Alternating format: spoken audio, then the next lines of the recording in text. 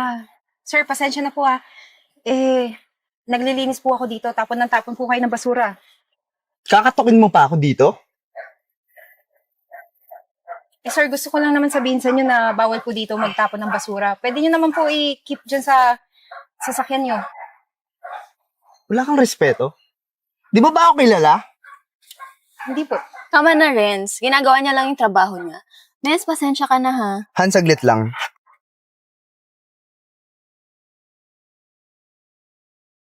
Renz!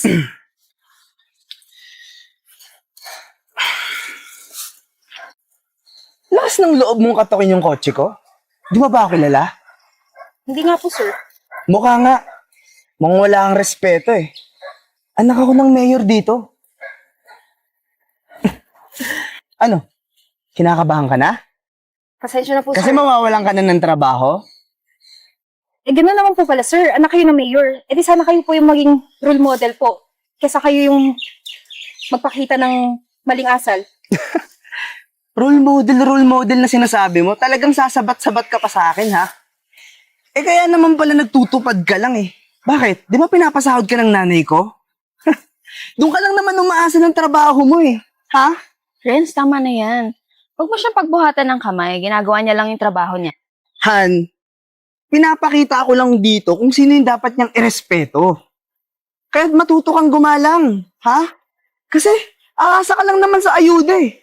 Ano, kapag nagpapapili yung nanay ko ng ayuda dito sa atin, nandun ka, di ba? Kasi wala kayong kakainin ng pamilya mo. Sir, parang sobra na po yung mga pinagsasabi nyo. Eh, ginagawa ko lang naman po yung trabaho ko. Ginagawa mo yung trabaho mo. Ano, trabaho mo rin bang bastusin ako? Anak ako ng mayor, di ba? Ilang beses ko uulitin sa'yo yan, ha? Nagalang lang ako. Ano ba nangyayari dito? Sir, kasi po nagkakalat po to eh. Iisip ka ba? Yung ba kilala to? Sabi niya anak ni Mayor. O, alam mo naman pala eh. Ano ba sinasabi mo? Eh, kasi po sir, oh, lahat ng mga tissues, pinagkakalat niya dito sa kalsada, eh nakikita na niya pong nagwawalis ako dito. Tsaka bawal po dito, di ba, magkalat? Ano ba trabaho mo? Metro Aid, Anong ginagawa ng Metro 8? nagwawalis po. Oh, ba't ka nagre-reklamo? Sir, sensyahan nyo na. Chip, ginambala lang naman ako ng tutupad na to. Sandali. Dahil tatanga-tanga ka, kinakagalit mo tong tissue ko? Ayan, kainin mo. Renz, Ang laki tama ng na. bunganga mo, di ba? Ito, kainin mo. Tama na yan. Sobra ka na. Kung gusto mong irespeto ka ng ibang tao, irespeto mo din sila. Han, hindi nga ako nirespeto eh. Di ba? Alam mo, nag-aaksaya ako ng oras dito eh. Chip, dalhin mo to sa presinto. Siguraduhin mo mawawalan to ng trabaho. Sir, teka lang. Eh, hindi naman po makatarungan yung ginawa niya eh. Tama na, ingay mo. Han, Sino ka na magpaliwanag? Tara. Sir.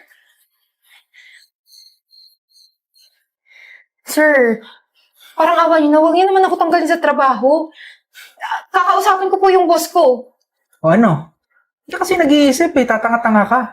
Alam mo naman anak ng mayor yun eh. Anong ginawa mo? Kahit hindi ko naman po siya kilala, sisitahin ko pa rin po kasi po mali po yung ginagawa niyang pagtatapon ng basura. Eh, yung problema sa inyo mahihirap eh. Hindi kayo nag-iisip. Eh, wala na akong magagawa.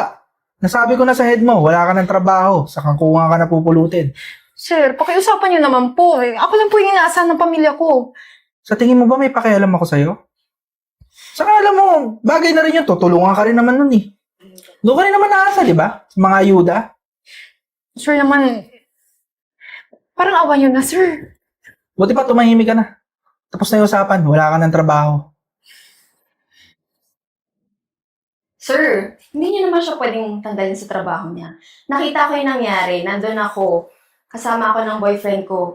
Talagang hindi rin tama yung pinakita niyang yung mga sinabi niyang salita kanina sa kanya. Eh ma'am, pasensya na ho ha. Eh anak po ng mayor yung pinag-uusapan natin dito. Eh, ginagawa ko lang yung trabaho ko eh. Mamaya ako pa yung malintikan. Eh, sir, ganun naman pala eh. Ginagawa ko rin yung trabaho ko. Tsaka may witness, sir. Mismong girlfriend ng anak ng mayor. Eh talagang di ka natututo eh, no? Alam mo, tumahimik ka na lang. Mag-usap kayong dalawa pag tapos na kayo, umalis na kayo dito. Ikaw, wala ka ng trabaho. Kakaintindihan tayo?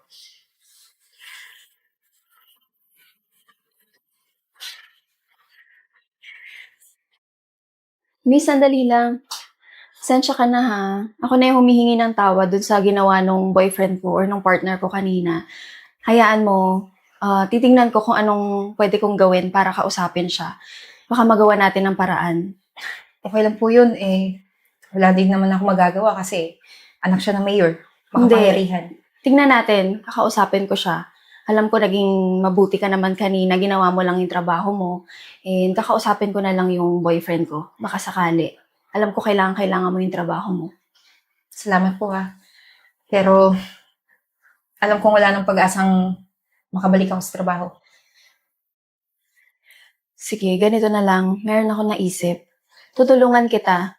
Alam ko, kailangan mo ng trabaho. Ipapasok na lang kita sa kumpanya ko para makabawi man lang sa'yo. Ma'am, teka lang. Company mo? Oo. Doon ako magtatrabaho? Oo. Ibig sabihin, tanggap na ako agad? Oo naman. Wala nang interview. Ako, ma'am, marami po salamat ako. Talagang matutuwa po yung pamilya ko. Yes. Eh, ma'am, basta sisiguraduhin ko po, aayusin ko yung trabaho ko. Tapos, sigurado kong hindi kayo magsisisi na i-hire niyo ako dun sa company niyo. Alam ko naman, nakita ko naman kung gaano ka kadesidido sa trabaho mo. Sige, ma'am. Okay na po ako. Hahanap po ako ng masusuot para bukas po. Sige. Bukas magkita na lang tayo ng umaga sa tapat ng mall dito sa kanto. Susunduin kita para sabay na lang tayo pumasok. Sige po, ma'am. Makakaasap kayo. Sige. Mauna na po ako. Saan kita bukas?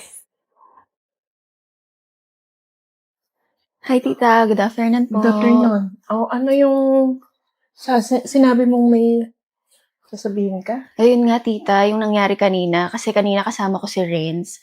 Habang nasa sasakyan kami, meron siyang, alam mo na, nakaaway na yung mga naglilinis sa kalsada. Kasi naman itong si Renz, tapon siya ng tapon ng mga basura niya, tissue niya. Siyempre, pinagsabihan lang naman siya nung naglilinis na hindi tama yung ginagawa niya. At meron tayong mga tamang lugar para tapunan ng mga basura. Eh, ang nangyari, sa sobrang galit ni Renz, meron siyang kinausap na pulis eh. Sa office, parang Josh ata ang pangalan niya. Eh, nakita ko kanina sa presinto na parang ang pagkakarinig ko, tinatanggalan na ng trabaho yung babae na nakaalitan ni Renz. Nag-aalala lang ako, tita, kasi syempre hindi naman deserve nung babae. Kasi ginagawa niya lang yung trabaho niya, which is yung maglinis ng kalsada. Alam ba ni Renz na nandito ka? Hindi pa po kami nag-uusap. Renz! Renz! Ma, bakit? Marami kayo papaliwanag sa akin. Ano ba paliwanag? Nagsabi na nga si Chao, anong nangyari kanina? Kanina? Anong sinabi mo, Cha? Kalimutan mo na yung ginawa mo kanina. Siguro sa dami ng mga kasalanan ginawa mo, hindi mo na matandaan. Yung tungkol dun sa nagtutupad na naglilinis kanina. Yun ba yun? Oo. Ma, tinuruan ko lang ng leksyon kung paano gumalang yung taong yun. Eh paano? Ginambala kami ni Cha sa kotse. Kinatok ba naman ako? Hindi ako naniniwala sa sinasabi mo. Kilala kita, Renz. Alam mo, Renz, pinalaki ko kayo ng maayos. Alam mo yon. Hindi kita pinag-aral sa mamahaling eskwelahan para maging bastos, Renz. Ma, hindi ako bastos. Ginawa ko lang din yung dapat. Dapat marunong siyang rumespeto sa anak ng mayor, di ba? Huwag mong gagamitin yung posisyon ko, Renz, para magtapa ka ng mga tao. Hindi mo ba naiintindihan na reputasyon ko yung nasisira? Ma, kakampihan mo pa yun kaysa sa akin? Tapos ikaw, sinumbong mo pa ako. Eh bakit? Mali naman talaga yung ginawa mo. Ikaw, punong-puno na ako sa'yo. Matagal ko nang pinagtitiisan yung ugali mo. Akala ko magbabago ka, kaya tinitiis ko lang. Simula ngayon, wala na tayo. Tita, mauuna na po ako ha. Sandali, Cha, mag-usap muna tayo. Tigilan mo na ako, wala na tayo.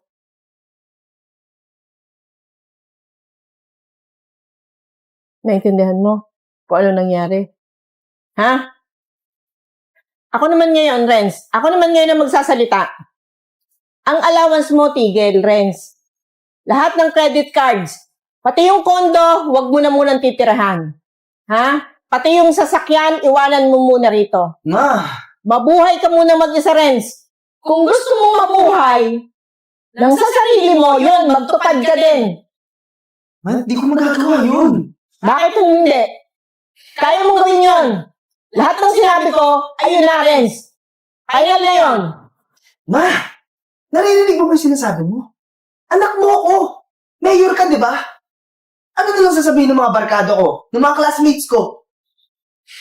Kaya ako, binigyan mo ako ng kahihiyan? Alam mo pala na anak ka ng mayor eh. Bakit hindi ka umayos? Magbabago naman ako eh. Kailan, Renz? Lumayos ka sa pamamahay ko, Renz. At kung dumating yung panahon na magbago ka, saka ka bumalik. Naintindihan mo? Alis! Umalis ka na!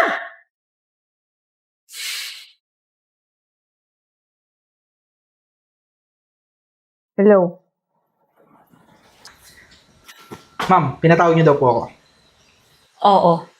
Dahil may importante akong sasabihin sa'yo. Tungkol po ba to sa promotion? Ang galing ko po kasi sa serbisyo eh. Magaling? Oo, magaling ka. Magaling kang sumunod sa utos ng anak ng mayor. Ma'am, syempre anak yun ni Mayor. Dapat pinagsisilbihan talaga natin yun. Sino ka sa akala mo, ha? Anong posisyon mo para magtanggal ng trabaho sa isang Metro Aid? Ma'am, ginawa ko lang naman po yung tingin kong tama. Tama? Tama ba yon? Pinapahiya mo ang pangalan ng kapulisan. Dapat sa'yo, sinisibak sa trabaho. Ma'am, naman po tayong ganyan. Tagal-tagal ko na sa serbisyo. Saka ginawa ko lang po talaga yung trabaho ko doon. Trabaho. Trabahong sumipsip sa anak ng mayor. Sumusunod ka sa anak ng mayor, pero mayor mismo ang tumawag sa akin at nagsabing sibikin ka sa trabaho. Kaya wala na akong magagawa. Kilatan. Parang awa nyo na po. Bigyan nyo naman ako ng pagkakataon. Sorry. Pero wala na akong magagawa. You're dismissed. Uy, pero ako to eh. Doon ka eh. Alam mo, kasalanan mo kung ba't nagkaganto ako eh. Ako pa talaga sisisihin mo, sir. Alam mo, di ako tataka ako. Ba't tawag pa kitang sir eh? Nako, Miss Charity. Marami pong salamat ha kasi sinamahan niyo ako dito sa bago kong bahay. Siyempre, gusto ko din makita yung bunga ng mga paghihirap mo, di ba? Han? Oh, anong Han? Di ba kayo yung bagong tagalinis ngayon ng mga tupad? Bakit kayo nagkukwentuhan dyan? Ang daming kalat to. Ang dami sa paligid. Ako to si Renz. At saka bakit kasama mo tong nagtutupad-tupad dati? Excuse me? Oo, hindi ko yun ikakahiya. Pero ngayon, sino nagtutupad? Ikaw na, di ba? Kasama mo pa yung pulis na nagpatanggal sa akin? Pulis na malaking ulo? Hoy, kahit bihisang ka, mukha ka pa rin squatter. Tsaka, kahit anong sabihin mo, nagtutupad ka pa rin. Hinay-hinay ka sa mga sinasabi mo. Wala kang alam, pinasok ko siya sa kumpanya namin para matulungan siya makapagtrabaho at tinulungan din siya ni Mayor para maging isa sa mga business partner namin. O nga, Renz. Tingil ka nga dyan. Ma'am, baka naman pwede nyo ako ipasok sa inyo. Ikaw yung tumigil. Han, baka pwede mong pakiusapan si Mama. Nako, sa mga katulad niyo, hindi na pwedeng bigyan pa ng ibang chance. Kasi, ako nga ginagawa ko na marangal yung trabaho ko. Pinatanggal mo pa ako. Kaya, deserve niyo yan. Siya nga pala, busy kami. Kasi blessings ng bagong bahay ko nabili. Itong nasa tapat. Ayusin yung trabaho niyo, ha? Tsaka yung sa harapan ng bahay ko, medyo marami pang mga dahon. Linisin niyo. Kasi marami akong bisita mamaya. Tara na, Miss Charity. Tara. Ano nga? Malas ka talaga eh. Ah!